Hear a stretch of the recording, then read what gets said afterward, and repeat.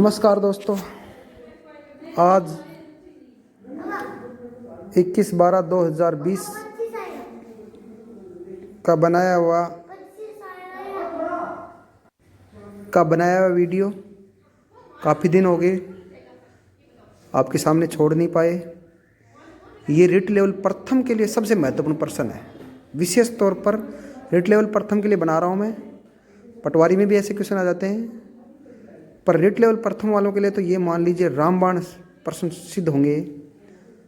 और ये प्रश्न सीधे तौर पर सिलेबस के अकॉर्डिंग बनाए जा रहे हैं, बिना सिलेबस के नहीं बना रहा हूँ मैं।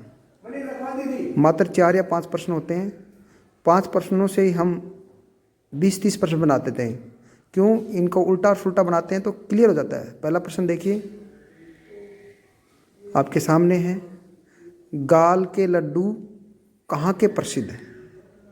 गाल के लड्डू कहाँ के प्रसिद्ध है? आपने खूब सुना होगा कि बूंदी के लड्डू होते हैं, तिल के लड्डू होते हैं, सत्तू के लड्डू होते हैं। ये गाल के लड्डू कहाँ से आ गए? बता देता हूँ आपको गाल के लड्डू क्या होते हैं। गाल के लड्डू, इसमें सबसे पहले ऑप्शन है, देखिए ब्यावर।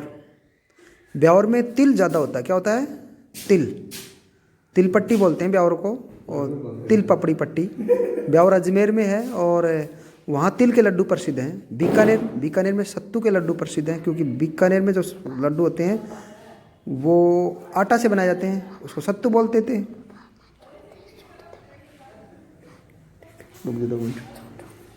अब है फलौदी। तो फलौदी जोधपुर में है। वहाँ के जो लड्डू हैं वो हैं गाल के लड्डू। बिल्कुल सही। इसका उत्तर क्या है? फलौदी उत्तर है। गाल के लड्डू कहाँ के प्रसिद्ध हैं? फलौदी। अगला ऑप्शन है उपयुक्त सभी। तो उपयुक्त सभी में तो नहीं है, क्योंकि ब्यावर में तो तिल के लड्डू हैं और अजमेर में सत्तू के लड्डू प्रसिद्ध हैं। और आपने वैसे तो गोंद के लड्डू भी सुने होंगे, लेकिन ये गोंद के लड्डू, गोंद है वैसे चौटन का प्रसिद्ध है, पर लड्डू सब जगह के प्रसिद्ध हैं। तो इसका उत्तर आ गया फलौदी। ठीक है। अब ध्यान रखना, गाल क्या होता है ये तो समझ लेना चाहिए। गाल होता है गेहूँ।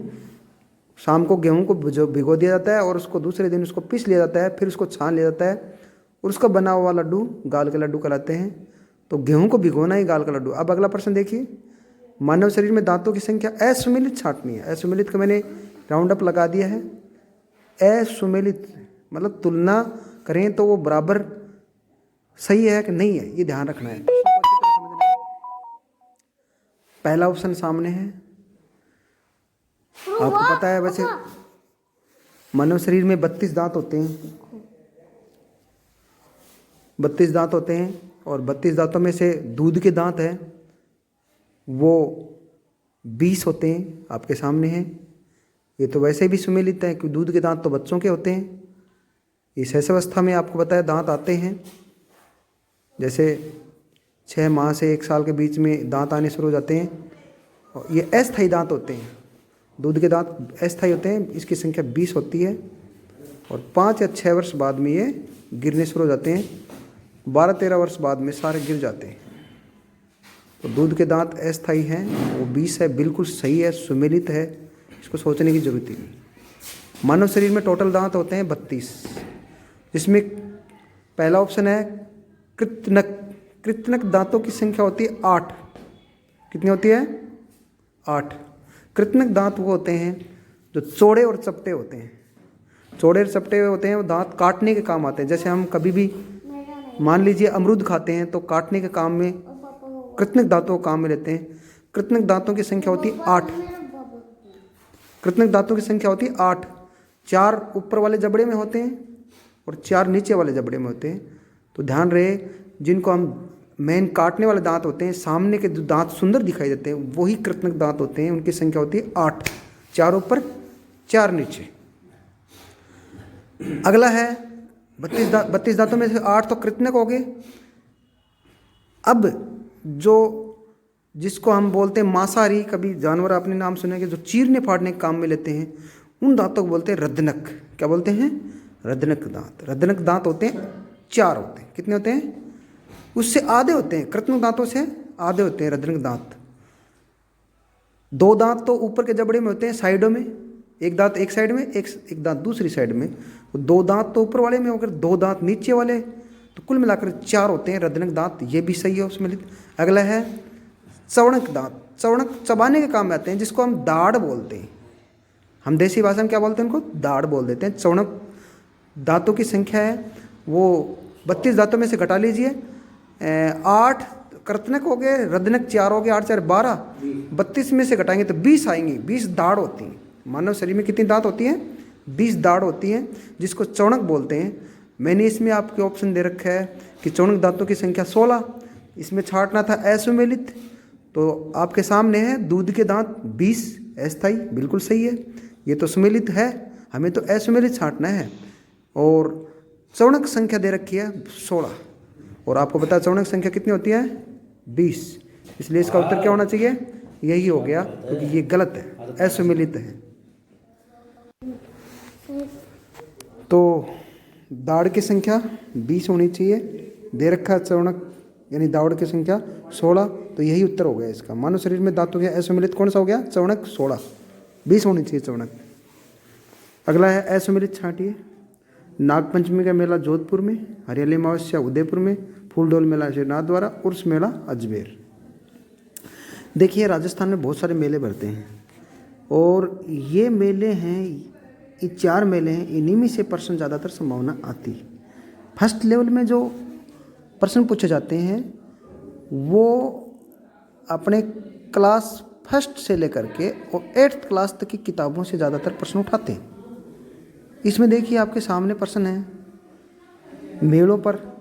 अब कौन सा मेला कहाँ भरता है, तो इसको हमें अच्छी तरह याद करना पड़ेगा, तब जाके अपना सही होगा, नहीं तो दिक्कत आएगी।